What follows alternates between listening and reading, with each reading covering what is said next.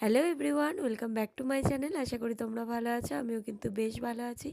তো আজকে তোমাদের সাথে শেয়ার করবে একদমই নতুন একটা রেসিপি, যেটা হচ্ছে পাঁচমিশালি পকোড়া। পাঁচমিশালি পড়ার কারণটা নিশ্চয়ই তোমরা বুঝতেই পেরেছো। হ্যাঁ, কারণ আজকে 5 রকমের সবজি দিয়ে বানাবো, তাই এর নাম কিন্তু পাঁচমিশালি পকোড়া। তো চলো আমি কি কি দিয়ে বানালাম তোমাদের সাথে শেয়ার করি। তো প্রথমেই দেখো নিয়ে নিয়েছি গ্রেট করা আলু, তারপরে নিয়ে নিয়েছি গ্রেট করা গাজর, সাথে কিন্তু নিয়ে নিয়েছি কুচানো বাঁধাকপি আর কুচানো কিন্তু ধনেপাতা। আর এরই সাথে নিয়ে নিয়েছি কিন্তু পেঁয়াজ কুচি আর লঙ্কা কুচি। আর এরপরেই কিন্তু নিয়ে নিয়েছি স্বাদ মতো নুন, সাথে কিন্তু দিয়ে দিয়েছি হচ্ছে জিরে গুঁড়ো আর গরম মশলা গুঁড়ো।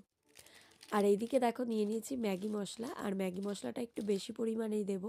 আর আমার যে কোনো রান্না একটু ম্যাগি মশলা বেশ ভালোই লাগে খেতে, তো তোমরাও ট্রাই করতে পারো, বেশ ভালোই লাগে খেতে।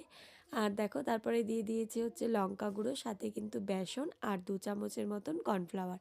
তারপরে এটাকে ভালো করে আমি মিশিয়ে নিয়েছি। আর এর মধ্যে কিন্তু আমি জল দিইনি, কারণ এই সবজি থেকে যেটুকু জল বেরিয়েছিল তার সাথেই কিন্তু মাখাটা বেশ ভালোই হয়ে গেছিলো। আর এদিকে দেখো কড়াইতে তেলও বসিয়ে দিয়েছি, আর তেলটা গরম হয়ে গেলে আমি কিন্তু পকোড়াগুলো গোল গোল করে সুন্দর করে দিয়ে দেবো কড়াইতে।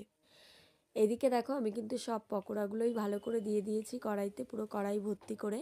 আর এইদিকে নিচটা একটু হয়ে গেলে আমি কিন্তু উল্টে পাল্টে দিলাম দুই সাইডটাই। আর তারপরে কিন্তু লাল লাল হয়ে গেলেই আমি কিন্তু এটাকে তুলে নেব। আর ভাজাটাও কিন্তু বেশ ভালোও হয়েছিল, তোমরা আওয়াজটা শুনে আশা করি বুঝতেই পারছো যে কতটা মুচমুচে হয়েছিল। তো তারপর দেখো আমি সুন্দর করে বেড়ে নিয়েছি, আর এদিকে নিয়ে নিয়েছি একটু সস, আর সাথে কিন্তু চাট মশলা ওপর থেকে ছড়িয়ে দিয়েছি। তো চলো এবার তোমাদের ভেঙে দেখাই কতটা মুচমুচে হয়েছে। তো তোমরা নিশ্চয়ই বুঝতেই পারলে, আর তোমরাও কিন্তু বাড়িতে অবশ্যই ট্রাই করো।